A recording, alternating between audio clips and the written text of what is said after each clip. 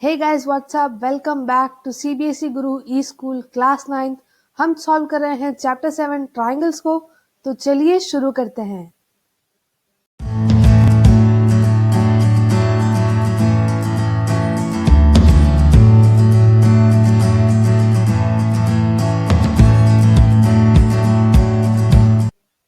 So guys, last class में हमने पढ़ा था congruence of triangles and the criterias of congruence of triangles. आज हम उसी लेसन को आगे बढ़ाएंगे। तो इसका मतलब हुआ आज हम पढ़ने वाले हैं first condition or the first criterion of congruence, which is SAS congruence rule। अब SAS congruence rule क्या होता है ये हमने लास्ट लेसन में भी एक ओवरव्यू पढ़ा था, लेकिन आज का वीडियो इस टॉपिक पर एक डिटेल्ड वीडियो होने वाला है। तो शुरू करते हैं SAS congruence rule को बिना किसी देरी के।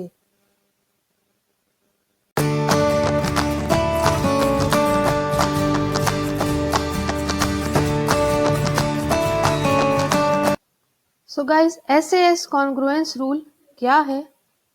बेसिकली SAS का फुल फॉर्म होता है side angle side.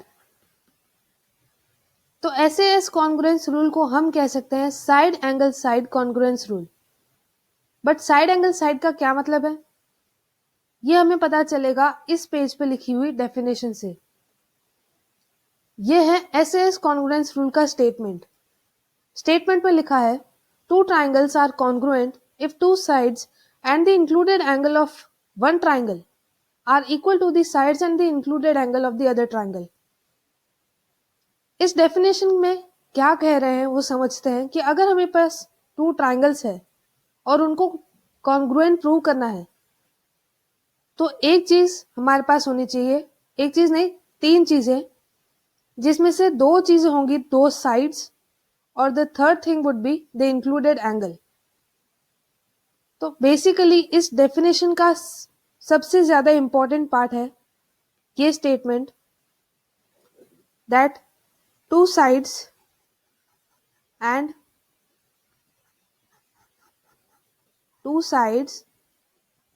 and the included angle। इस चीज को समझ लिया तो मतलब SAS कॉन्ग्रुएंस रूल को समझ लिया। पर इस चीज को समझें कैसे? हमने तो लिख दिया, इसको समझेंगे कैसे? मैं समझाऊंगी। तो चलते हैं इस चीज को समझने के लिए इस डायग्राम पे। इस डायग्राम से हमें क्या पता चलेगा, यहाँ पर मैंने आपको दो ट्राइंगल्स दे रखे हैं, एक येलो ट्राइंगल और एक ब्लू ट्राइंगल। और इन ट्राइंगल्स पे कुछ नोटेशंस बनी हुई है जिसको हम समझ सकते हैं क्योंकि हमने 6 चैप्टर लाइंस एंड एंगल्स में ये चीजें पढ़ रखी हैं। तो इन नोटेशंस के अकॉर्डिंग हम बता कर सकते हैं that AB side of yellow triangle is equal to the PQ sides of the blue triangle. AC side of the yellow triangle is equal to the PR side of the blue triangle, and angle A in yellow triangle is equal to angle P in blue triangle। तो इन तीन चीजों से हमें पता चल रहा है कि हमारे पास दो साइड्स आई है और एक एंगल आया है। पर हमें तो इंक्लूडेड एंगल चाहिए था, तो क्या ये एंगल इंक्लूडेड एंगल है? पर इंक्लूडेड एंगल का मतलब क्या होता है? मैं कहती हूं कि ये एंगल इंक्लूडेड एंगल है। कैसे पता करा कि ये एंगल इंक्लूडेड एंगल है कि नहीं है? अब इस डायग्राम को अगर थोड़ा हाईलाइट करके देखें तो हमारे पास ये एक साइड है, ये दूसरी साइड है, और इनके बीच का जो कॉमन एंगल है, जो इन दोनों साइड से जो एंगल बन रहा है, एंगल AC और BC से ही तो बन रहा है। तो वो जो बीच का एंगल है वो लिया है हमने कौन से ट्राइंगल में? येलो ट्राइंगल में। सिमिलरली ब्लू ट्राइंगल में भी हमने PQ साइड ली है, हमने PR साइड ली है, और हमने इन दोनों से बनने वाला एंगल P लिया है और इसको कहा है कि ये एक इंक्लूडेड एंगल है। सो बेसिकली इंक्लूडेड एंगल का मतलब होता है कॉमन एंगल, जो कि दोनों साइड्स से, जो दो साइड्स हमने ली है उनसे बन रहा हो। यही है SAS कॉन्ग्रुएंसी रूल। अब ये कॉन्ग्रुएंसी रूल एक थ्योरम के फॉर्म में नहीं पढ़ रहे हैं हम, जैसा कि हमने लास्ट लेसन में बोला था मैंने कि हम कंडीशंस ऑफ कॉन्ग्रुएंस को थ्योरम्स के फॉर्म में पढ़ेंगे, लेकिन ये एक थ्योरम नहीं है क्योंकि इस कॉन्ग्रुएंसी रूल का कोई प्रूफ नहीं है हमारे पास, ना हमारे सिलेबस में है, ना किसी मैथमेटिशियन ने इसका प्रूफ दिया है। तो इसीलिए हम इसको एक एग्जाम के फॉर्म में पढ़ते हैं। ये एक यूनिवर्सल ट्रुथ है। यूनिवर्सल ट्रुथ का मतलब क्या होता है कि वो हर जगह यूनिवर्स में सिमिलर हो। ये बात सच्ची है, यूनिवर्स में आप कहीं भी चले जाओ, इसीलिए इस बात का कोई प्रूफ नहीं दिया जा सकता। इस चीज को हम आगे समझते हैं, प्रूफ तो है नहीं हमारे पास, इसलिए हम एक एग्जाम्पल के थ्रू समझते हैं। एक एग्जाम्पल को सॉल्व करके इस कॉन्ग्रुएंस रूल को अप्लाई करना सीखते हैं। एग्जाम्पल 1 है हमारी टेक्स्ट बुक का ही। एग्जाम्पल क्या कहता है हमें, इन फिगर 7.8 जो इस तरीके से आपको दे रखा है टेक्स्ट बुक में भी, OA is equal to OB and OD is equal to OC.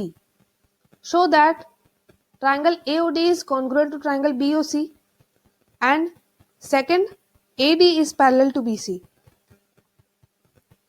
तो अब इस क्वेश्चन को कैसे सॉल्व करेंगे?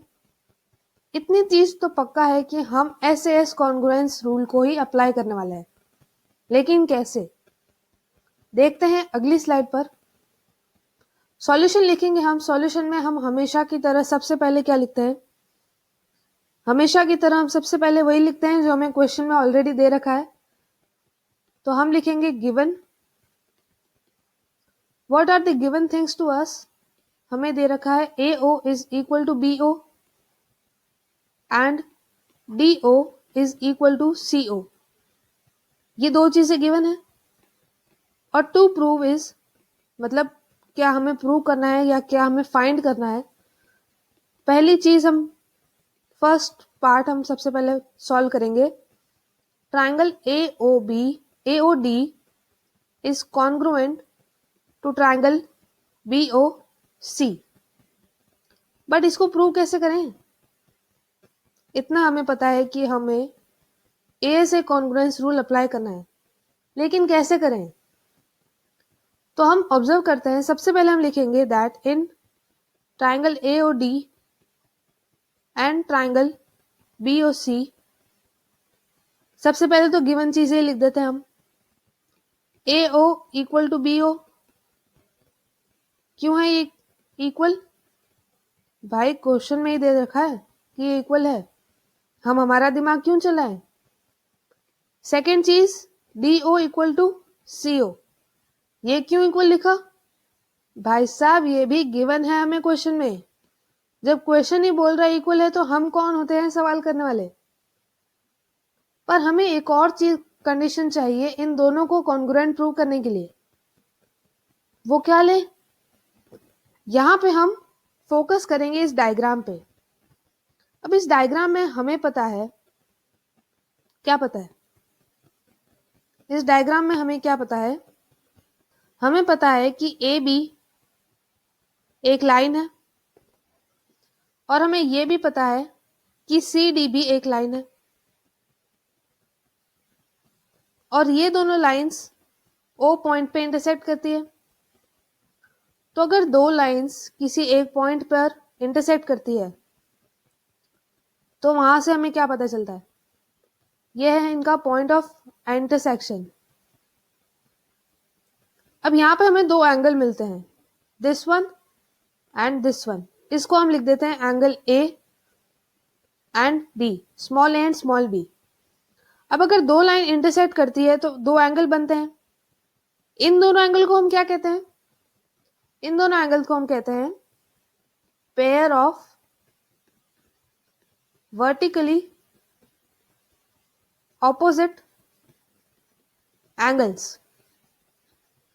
यानी कि angle A and angle B बनाते हैं pair of vertically opposite angles, और वर्टिकली ऑपोजिट एंगल्स हमेशा बराबर होते हैं।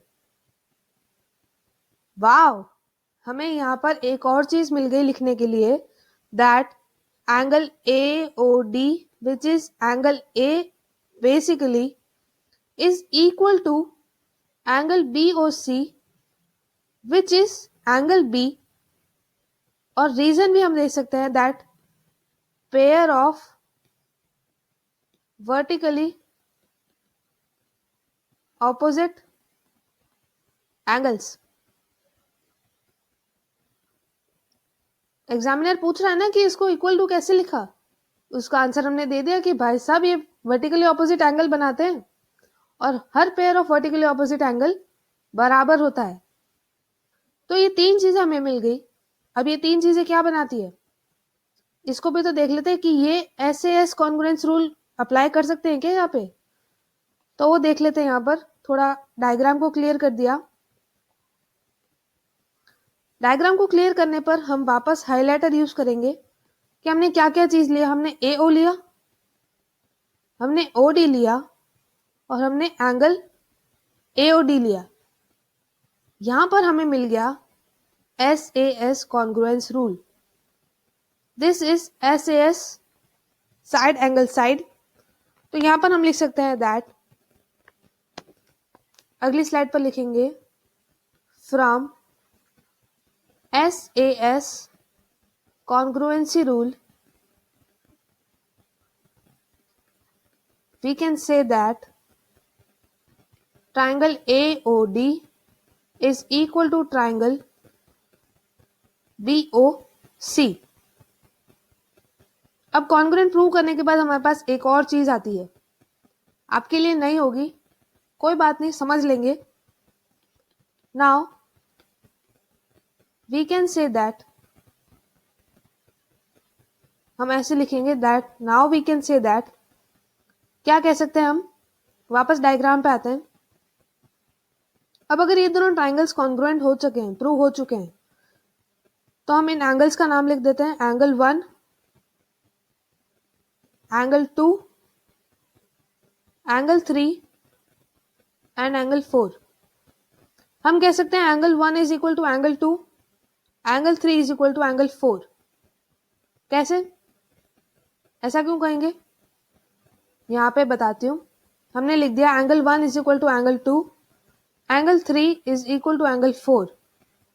इसका रीजन हमने लिखा CPCT। भाई साहब ये क्या लिख दिया, इस चीज का फुल फॉर्म है corresponding parts of congruent triangles. हमें ये पता है कि अगर दो ट्रायंगल्स कॉन्ग्रुएंट हैं तो उनका हर कॉरेस्पॉन्डिंग एंगल और हर कॉरेस्पॉन्डिंग साइड इक्वल होगी, ये हमें पता है। और हमने इन दोनों ट्रायंगल्स की दो साइड और एक एंगल इक्वल प्रूव कर दिया, जिसकी वजह से ये दोनों कॉन्ग्रुएंट प्रूव हो गए। तो अपने आप इनकी बाकी साइड्स और बाकी एंगल्स इक्वल प्रूव हो जाएंगे क्योंकि ये कॉन्ग्रुएंट है। इसी कॉन्सेप्ट को कहते हैं CPCT का concept, which is corresponding parts of congruent triangle. अब हम जंप करेंगे इस क्वेश्चन के सेकंड पार्ट पे। क्वेश्चन का सेकंड पार्ट क्या है, सो गाइस अब सेकंड पार्ट में हमें क्या पूछा गया है। सेकंड पार्ट में हमें कह रहे हैं that prove that AD is parallel to BC। अब डायग्राम हमने इस स्लाइड पर भी ले आए। हमने अभी अभी इन दोनों ट्राइंगल्स को कॉन्ग्रुएंट प्रूव किया है और क्वेश्चन में हमें गिवन थिंग्स है that AO is equal to OB and CO is equal to OD। But इन चीजों से किन्हीं दो लाइंस को पैरेलल कैसे प्रूव किया जाए। पैरेलल प्रूव करने के लिए हम थोड़ा सा डायग्राम को हाईलाइट करके थोड़ा ऑब्जर्व करेंगे कि डायग्राम में क्या क्या चीजें हैं हमारे पास। अब हमें पता है that BC is a line, great. हमें यह भी पता है that AD is also a line, super great. और तीसरी चीज हमें क्या पता है दैट AO एंड OB मिलकर बनाते हैं एक लाइन। तो इन तीन चीजों को ऑब्जर्व कर, सिर्फ इतना जो जितना हाईलाइटेड पार्ट है उसको ऑब्जर्व करें तो हमें क्या चीज पता चलेगी that AB is working as a transversal over BC and AD अब अगर ए बी ट्रांसवर्सल है तो हमें दो एंगल्स मिलेंगे, एंगल बी ए डी जिसको हमने 1 मार्क कर रखा था, एंड एंगल सी बी ए जिसको हमने एंगल 2 मार्क कर रखा है। पर अभी अभी हमने लास्ट पार्ट में ये प्रूव किया है that angle 1 is equal to angle 2। Reason हमने दिया है CPCT, corresponding parts of congruent triangles. But these two angles also form a pair of alternate interior angles. तो हम यहाँ लिखेंगे but these angles also form a pair of alternate interior angles. अब ये दोनों एंगल्स ऑल्टरनेट इंटीरियर एंगल्स भी है और इक्वल भी है, तो यही कंडीशन चाहिए होती है किन्हीं दो लाइंस को पैरेलल प्रूव करने के लिए कि उन दोनों लाइंस के बीच की जो ट्रांसवर्सल है उसके थ्रू जो ऑल्टरनेट इंटीरियर एंगल्स का पेयर बने वो इक्वल होना चाहिए। अगर ये चीज है तो वो दोनों लाइंस पैरेलल है। सो यहाँ पर सीधा सीधा ये चीज प्रूव हो गई है that thus AD is parallel to AD, हम लिखेंगे AD is parallel to BC, hence proved। सो बहुत सिंपली, बहुत ही जल्दी से हमारा ये क्वेश्चन सॉल्व हो गया है based upon SAS congruency rule. I hope आपको ये वीडियो पसंद आया हो। अगर आपने अभी तक इस चैनल को सब्सक्राइब नहीं किया है तो जल्दी से सब्सक्राइब कर लीजिए, साथ ही बेल आइकन को भी दबा दीजिएगा ताकि आने वाले सभी इंपॉर्टेंट इंफॉर्मेटिव वीडियोस की नोटिफिकेशन आपको मिलती रहे। आज के लेसन में इतना ही। Goodbye and thank you.